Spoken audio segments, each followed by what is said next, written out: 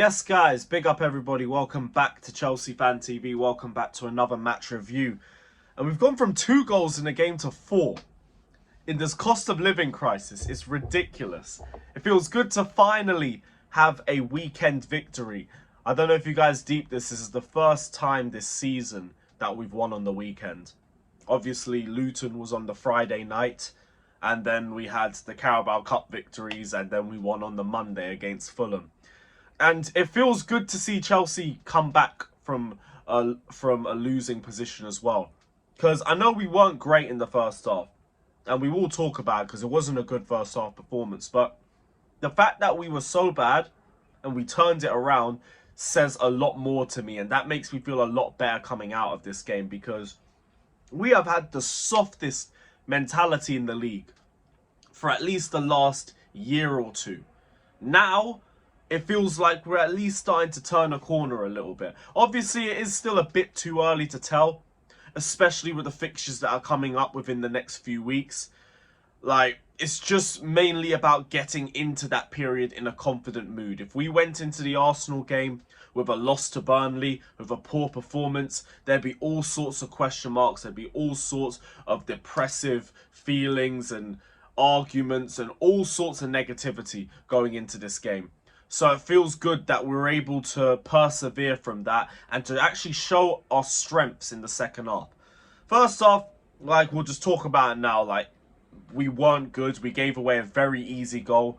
A colossal mess up from Colwill, Thiago Silva, Cucurella, who was caught ball watching as well. It was like the Nottingham Forest goal, where there's just a string of errors in the build-up. And when you see that happen with the first attack, you just think, oh boy, we're back here again. We're back here again. Burnley sat back a bit more. They weren't just playing park the bus football, but they got a little bit more defensive. And we struggled. I felt like the only player who was doing anything in that first half was Sterling. I know he was getting a lot of criticism in the first half, but he was the only one trying to make something. He was getting the ball and he was driving at players. He was trying to beat people into and get the ball into space. He was trying to make shots, and yeah, it was a little bit frustrating with the end product, but at least he was the one trying. Other than him, all we had was a long ball or two from Disasi, an Enzo ping here or there, and even Enzo wasn't necessarily at his best today either. It was a tough first half, but because of Sterling's persistence, we were able to go into half-time with an equaliser. It was a bit lucky with the own goal and everything like that, but you need that luck. Like, that just comes and goes in football. The only good thing I'd say about that is that, again, we built on it and we came out a lot stronger in the second half. Poch actually reacted to where we were, and he made the right substitution. He brought on Nicholas Jackson, and it helped our attack. Everything was feeding through Raheem Sterling, though. The second goal comes from a penalty from him driving into the box. Cole Palmer takes that excellently well. The third goal, he's the one that finishes it, but Caicedo makes a game-changing tackle, finds Conor Gallagher, who finds Raheem Sterling, and then Sterling finishes. The fourth one, Sterling plays it through to Cole Palmer, who calmly puts it on a plate for Nicholas Jackson, who has a nice little cool turn and finish. And it was really good to see the attack finally start to build a little bit of confidence. We saw goals from the forwards again. I want to talk about Sterling too, because the biggest talk was about whether Sterling comes into a lineup or not. I remember I was getting cooked on my Fancam for saying Sterling could potentially come back in. I know he's had a bit of an off period, but you showed exactly why he should be starting, because the play basically goes through him. The only annoying part is this basically means we're dependent on his performance. So we do need to see just a little bit more of that consistent period from him. But this is what he's capable of. Like, he's not crap. It's just, we need to see you play like the veteran. We need to see you play like this on a weekly basis. Bring that performance to Arsenal. Bring that performance to Brentford, to Tottenham, Man City, Newcastle. Bring that week in and week out. Because if that's the Sterling we get every week, then there's going to be no questions about whether he should be starting or not. Feels like you get another good headache, though, with Mudryk or Sterling. But after a performance like that, it should be Sterling going into the team against Arsenal. Literally had a hand in every single goal. And in the first half, when we were on a down period, what I keep saying, who steps up? Raheem Sterling was the guy that stepped up. So you've got to give him credit for that. He was brilliant. Nicholas Jackson, amazing off the bench. He came off what wasn't a great performance against Brighton until he scored, and then he obviously improved from that front. But he did well. He did really well. Cool, calm finish from him, and I hope he brings that confidence to Arsenal as well, because we need all the help that we can get in that fixture.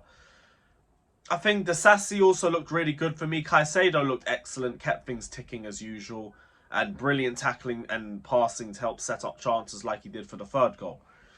Conor Gallagher, felt he did more wrong things than right in this game, I'll be honest. But he got the ball for Sterling, he got an assist, he deserves praise for that, as well as I'd say criticism for some of the decision making that he had in game. You can isolate the pair of them and still give out praise and criticism where it's fair. So yeah, it was not the Fulham performance from Conor Gallagher, but it wasn't crap. He was still a bit decent. Better in the second half too. Just glad that we finally saw a victory and we saw 4 goals. Because that will definitely take us into the next run of games with a little bit of confidence. We have Arsenal coming up, which I know they're a better team than us. But with the way that they play, say it quietly, but I'm cautiously optimistic. This is one for all the people who say that I'm just negative and I try to run agendas. I think we could quietly get something against Arsenal. Ever since they put that donkey Kai Havertz into the team, they're not really making as much chances. They don't look as cohesive. And they're not the same team as last season. If we sit back and play pragmatic and slow, like we do like to do under Pochettino, we can frustrate Arsenal. Obviously, depends on a bit of luck our side and how well we cope defensively, but Gusto will be back from suspension. But they will play the way that we would like them to play. They're going to have the majority of the ball, they're going to be trying to make chances, and we're going to try and react to that and hit them on transition. I think there's the opportunity for us to steal something. Obviously need a little bit of luck and a little bit of frustration from Arsenal, but with the way they've been playing in the last few games, they don't make a lot of chances. They're very slow on the ball too. We can stink out that game with them, and we can hopefully try to catch them out. We'll see what happens, because I really need a victory against these guys. We cannot let them go 4 wins in a row at Stamford Bridge. Do you know how sickening that sounds? When I was growing up, they'd never get a win at our ground.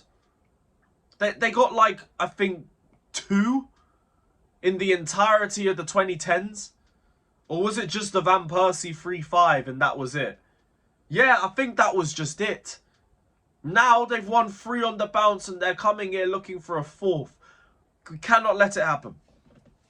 We cannot.